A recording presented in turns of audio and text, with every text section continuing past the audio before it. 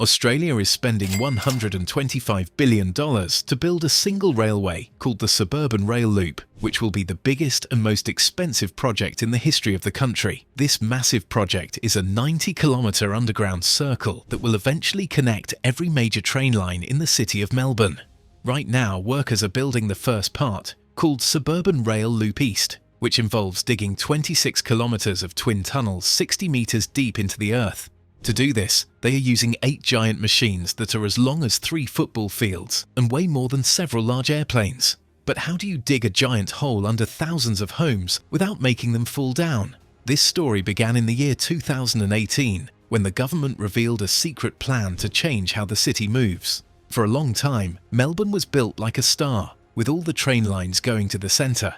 If people wanted to go from one suburb to another, they had to go all the way into the busy city and then back out again. To stop this, they decided to build a buried ring road for trains. They created a group called the Suburban Rail Loop Authority in the year 2019 to plan every step of this 90-kilometre journey. Construction finally started in June of the year 2022, and it will take until the year 2035 before the first passengers can get on. But before the first train can move, the engineers have to face a giant challenge hidden deep under the grass and roads. Did you know that some of the ground under Melbourne is actually as soft as jelly? The ground under the city is very complicated, and engineers have to deal with many different layers of earth. One of the biggest problems is a layer called Coode Island silt.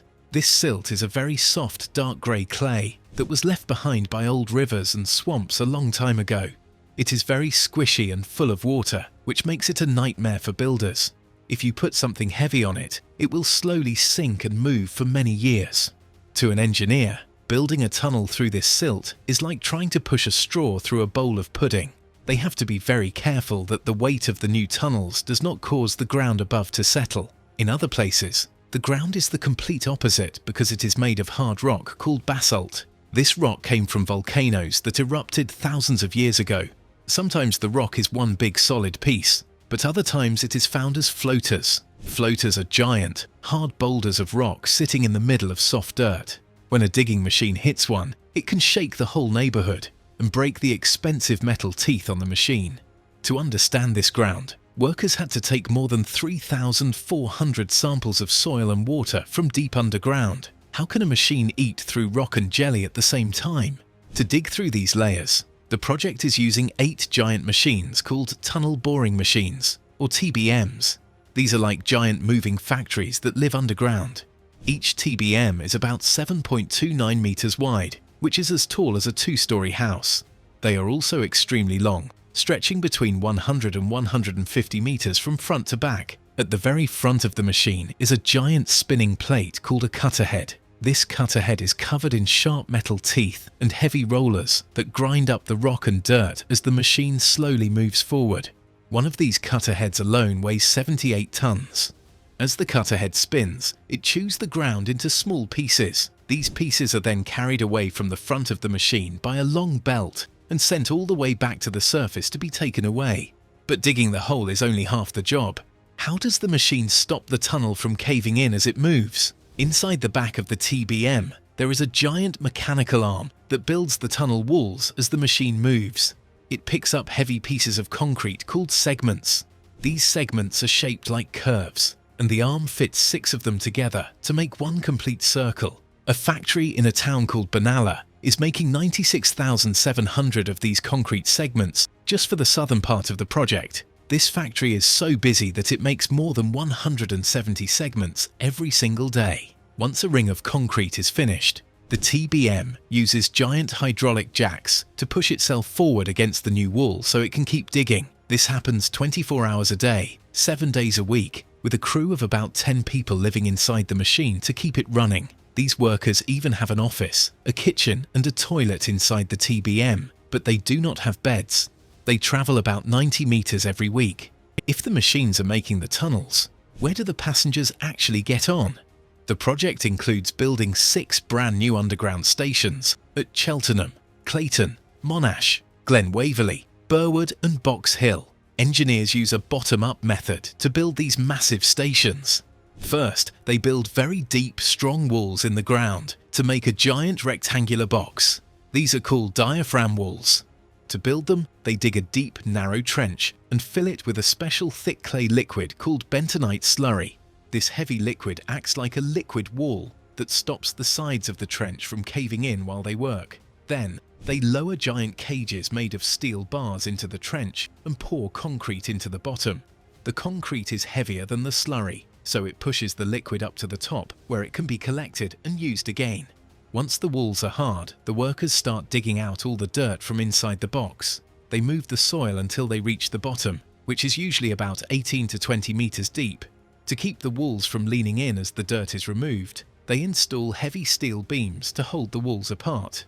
When they finally reach the bottom, they build the station upwards, floor by floor, adding the platforms, stairs and elevators. But what happens when one of these giant station boxes has to be built right next to an existing train line? The station at Clayton is one of the most difficult parts of the whole project because it is being turned into a transport super hub.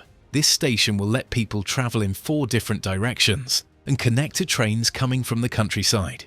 To make it work, the new tunnels have to go directly under the existing train tracks, which are held up by giant concrete pillars. If the ground moves even a tiny bit, the tracks above could break. To stop this, workers are doing something called underpinning.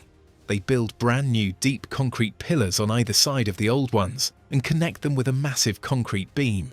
This transfers the weight of the old tracks to the new, deeper pillars, so the TBM can safely dig its tunnel right between them. Engineers also have to connect the 2 main tunnels together every 250 meters with small hallways called cross passages. These are for emergencies, but digging them is very dangerous because the ground could collapse. To make it safe, engineers are using a high-tech method called ground freezing.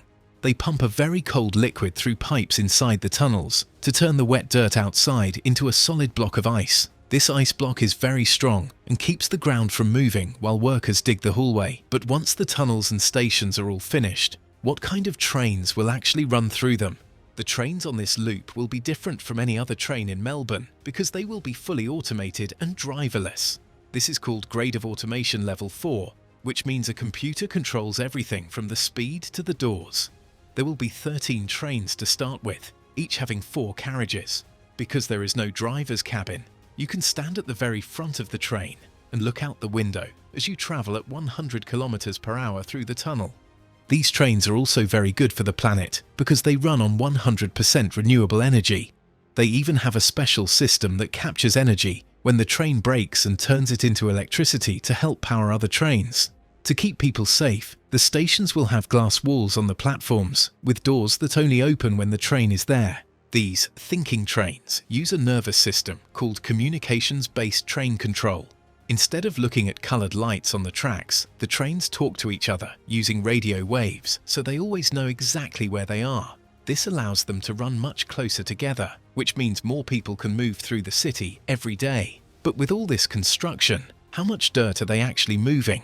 In total, workers will dig up 3,524,000 cubic meters of rock and soil. This massive amount of earth has to be moved by thousands of trucks, while workers also move kilometers of old water and gas pipes to make room for the new railway. While the government says this will make life better for everyone, some people are very worried about the cost. The price has gone from $50 billion in the beginning to $125 billion today.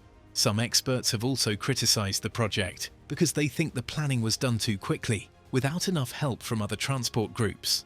Despite these complaints, the work is moving fast. The giant TBMs will start digging in the year 2026, and the first passengers should be on board by the year 2035. If you want to see more incredible engineering projects like this one, make sure to like this video and subscribe to the channel. What do you think about riding on a train with no driver? Let us know in the comments below and turn on notifications so you never miss an update on the world's biggest mega projects. See you next time.